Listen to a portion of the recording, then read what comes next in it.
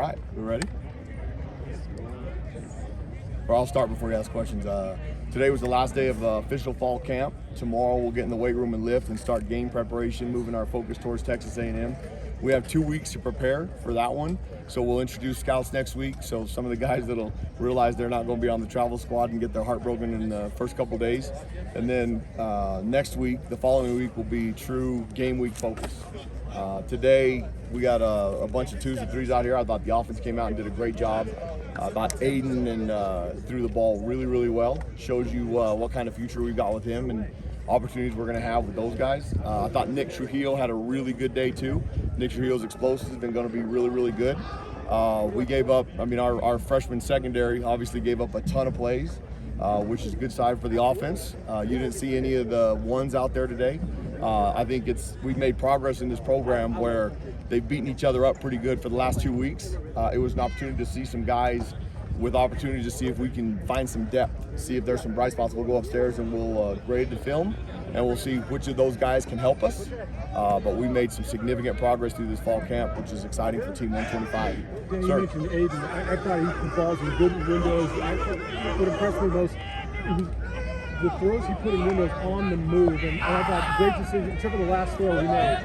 I thought he made some good decisions to put balls in good windows on the move.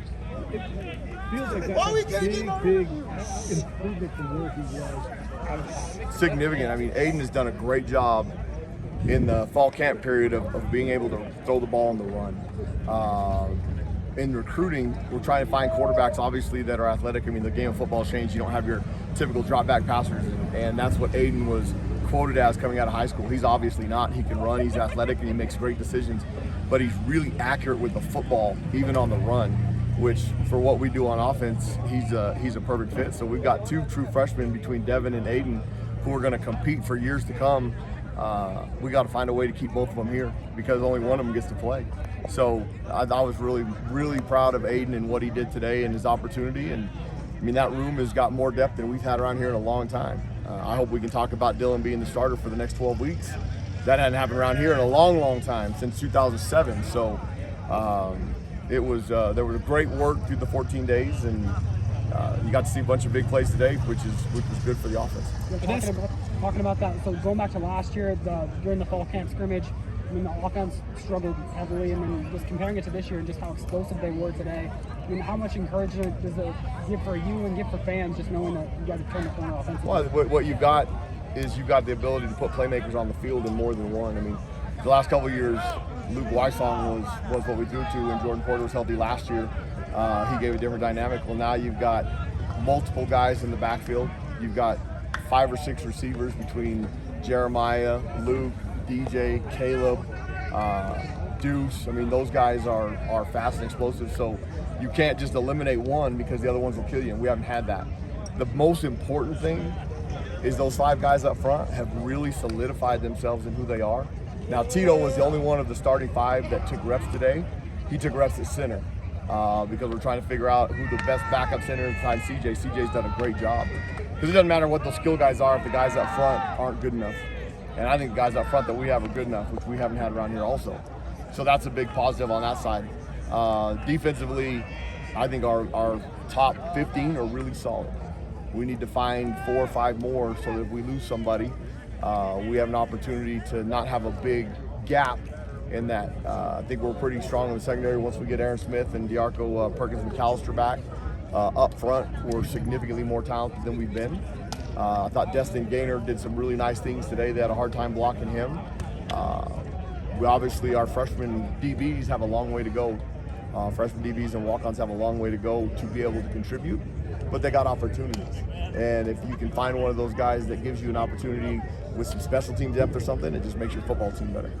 I saw he kind of left with a wrist injury or something last practice. Jeremiah Nixon, yeah, he's fine. He had a bruised a nerve, so he had a little. He could have played if we were playing a game today. He would have played today. Scared me though. That it looked like he had broken a wrist or something the other night on the screen. Was a pretty good collision, but it was. They did all the ultrasound, X-rays, all that stuff, and he's got the ulnar nerve is bruised and. He's got his mobility and finger back, so there was no point in giving him anything today. Deuce is out there running with the brace, and is he basically close to being fully healthy? I thought he looked full speed today, especially on that touchdown run, which is a far cry for that young man. they thought when he initially heard it in practice that it might be something that's going to keep him out for up to 2 months, and he refused. Did a great job in rehab, and they ordered him some fancy new brace. Maybe it's like the $1 Million Man or something, but he looked good out there running around, so that was positive. We talked about this a little bit earlier today too, just in different positions and the like. I mean, have you been able to have a final scrimmage of fall camp where you do rest the majority of the ones? No, have not. I don't think we've been at a point where the fall practices were physical enough. Gary Patterson, who's a great mentor of mine, he's said it for years. If you can go 12 practices without your guys hitting the wall, you've got an opportunity at a special group. If you can go 15 practices without that, then you've got some, for lack of a better word, tough guys. And I don't think we've hit a wall, which is far, far from where we've been in this program. And so I made the decision last night that we needed to find some depth and let the young guys scrimmage. And so the first team, they did that team period early on. We got about 21 plays of that, which was full speed, which was really good. I thought the defense did a phenomenal job in that part, stopping the run. If they can't run the ball, then they got to throw it. And if we got guys in the secondary that we think we have, they'll have a hard time moving the ball. And then it's really exciting to see an offense that moves the ball up and down the field, can run the ball, but you have some guys that can throw it. Dylan's going to be a really good quarterback in this league. But then the rest of that room is pretty impressive, which is exciting. Is somebody who won sitting today? I mean, how set would you say is your starting lineup right now? I think we're pretty solid I think we're definitely solid across the O-line. We know who our quarterback is. There's no questions at D-line, linebacker. I mean, we've got on each side of the ball, we've got 15 that we feel are starters.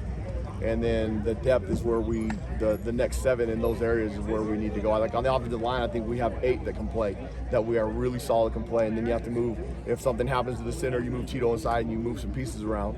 We still need to develop 2 more, so we have 10. But they've got some ability, but they're making way too many mistakes. So I think we have 15 on each side of the ball, and we need to find a little bit more over the next 2 weeks just for depth. You called off practice yesterday, and I saw one group went like paintballing. I was curious if other groups had other like team building activities. They did. So we gave the coaches the opportunity. The coaches drafted 10 guys, and they had to entertain them and do something. Some of them went to the movies and to eat. Some of them played paintball. Some of them went to, there's a smash room in this town that I never heard of. They had a great time. They went throwing axes. They did. I mean, it was a competition to see which coach could do the best entertainment. Some of them took them to their house and ate. They had a great time, and something that I think this football team had earned for the first 13 days of practice. Curious who was the number 1 overall pick? Who picked who? Well, we picked teams in the summer, and those 10 teams, the coaches had to pick those 10 teams. And so, who was it? Let's see here. Coach Reffitt made the first pick. He took Kyler Drake's team, so Kyler Drake must have some clout around here, or there's guys on his team that were fun.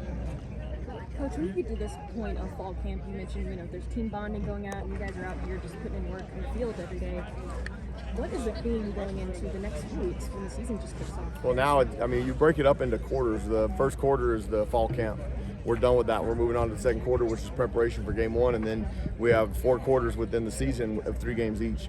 Now our focus is Team 125. This is the 125th team to play football for the University of New Mexico. They finished their fall camp. They've been a mature group. They'll continue to handle themselves, knock on wood, the right way and not do anything silly tonight.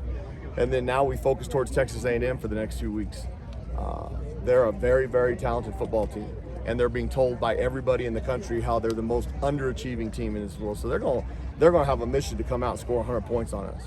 Our kids know that, and we'll have fun trying to prepare for the challenge to go down there in front of 100,000 people, and that'll be the focus for the next 2 weeks. And then we'll move on to, it's one game at a time, and they know that, and I'm excited to move on to that portion.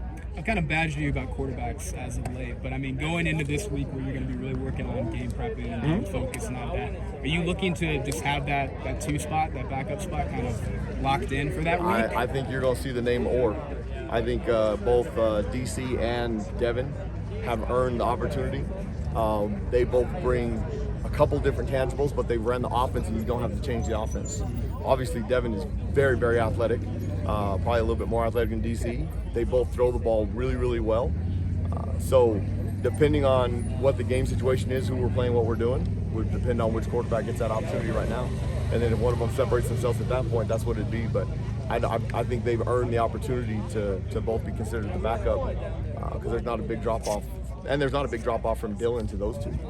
And then Aiden obviously threw his name in the mix for the future today. So I'm most excited about our offensive line, because I think that group has got a chance to be special. But the quarterback room is solid, and we haven't had that around here. I mean, we had Terry Wilson a couple years ago, who was really talented. Who came in after Terry Wilson? Exactly. Okay, that's not the question. If something were to happen to Dylan, knock on wood that Dylan can make it through 12 games, we don't have to change the offense. We don't have to go and reinvent the wheel, which is a great opportunity to have around here.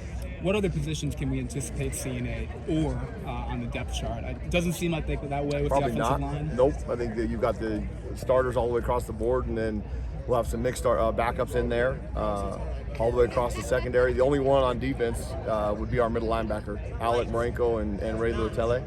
Both of those guys are starters. I mean, it's either or, and either one of them is going to start every week. So outside of that, everybody's got a pretty solid position. All right, good. Awesome. Thank y'all.